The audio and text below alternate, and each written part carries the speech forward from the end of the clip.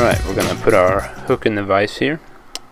This is just a simple Moto's Minnow. It is a very easy fly, but we're going to do this the way that I like to do it. It's a little bit different than the traditional pattern. So we're going to go ahead and start our thread and just put down a little bit of a base, and then cut that tag.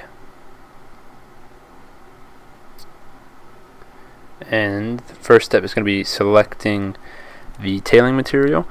This is a really small fly, and the way that I tie them is I use everything out of partridge. So if you have a partridge skin, it's these webby feathers here in the back are essentially the marabou. Original pattern calls for like a gray or white marabou off a turkey or something larger, but I'm going to use it straight off of the partridge. So we're just looking for like 2 webby feathers.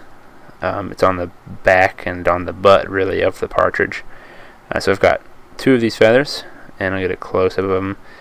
Just kind of white with a grayish on the back end of it. So I've lined them up perfectly. I'm not going to snip anything or cut anything. I just line them up on the hook shank, about 1 hook shank long. And so you can see it's about 1 hook. And then I'm going to go ahead and secure it down. And if you start going from the hook eye back, it helps you really manage some of the craziness that can happen with marabou. And just go ahead and snip that, and we're going to secure that a little bit tighter. And here is the complete rest of the fly. It's all going to come down to partridge feathers. You've got all sorts of different colors and sizes. You've got brown and white here. These are a little bit longer on the side over here. These are about, in the brown you've got kind of like a large and medium, and underneath this is even small.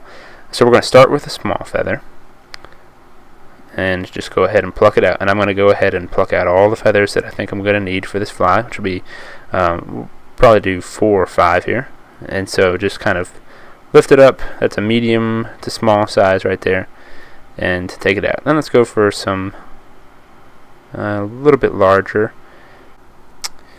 And essentially what the Moto's Minnow is going to be is, as you're starting towards the tail, you have your smallest feather, the tiny, and then as you're getting towards the head, you're progressively getting larger. So you kind of want feathers that are both small and medium and large, and then you start going small, then you move medium, and you go large.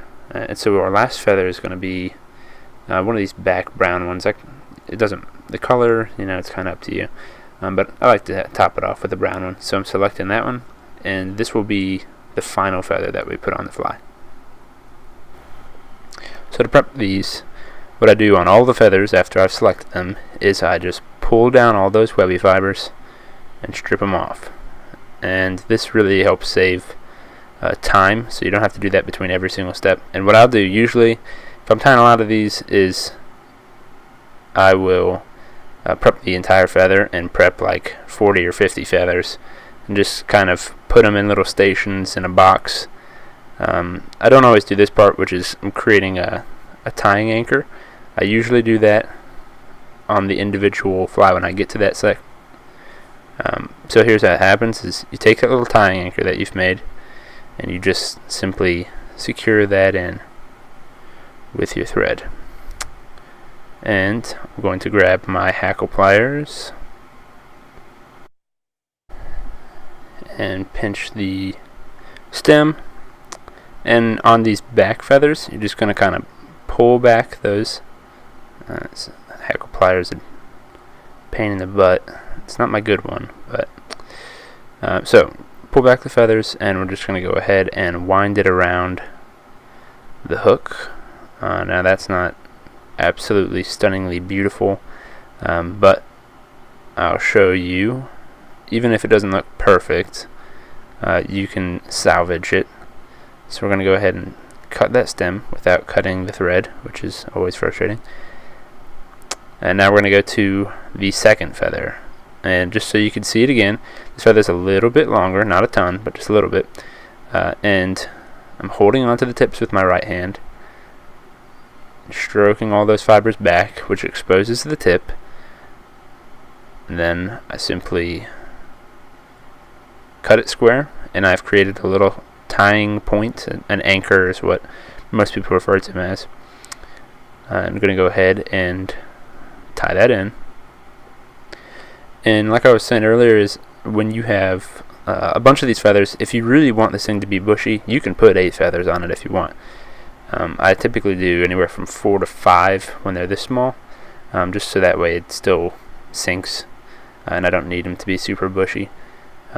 So on these back feathers, I kind of do these open spirals where there's distance. These hackle pliers again are being a pain. So I use open spirals to cover a little bit more ground, which means you don't have to use quite as many feathers, which saves time. And also the minnows I'm trying to imitate are small. They're not, huge things. They got a pretty slim profile, so I don't typically need a really massive, ultra thick fly. That's how mine is a little bit different from the traditional Moto's minnow. So tie that in, cut the stem, and let's do that a few more times.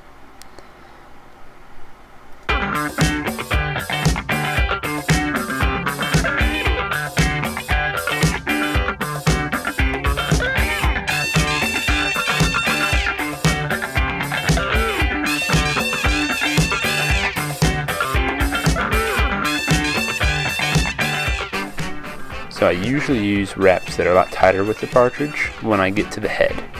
So there's not a lot of space, but we can make it happen.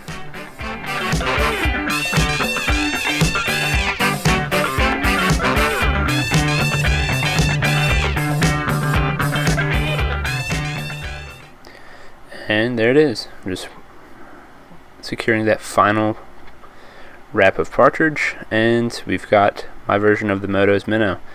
Now the typical version, the regular one, has actual hen fibers or hen hackle. That's a lot more webby up at the head of it, but for flies this small, I don't use them.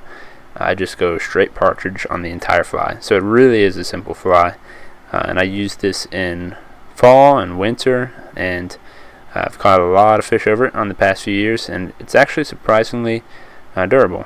There's one little fiber there. So that's it right there.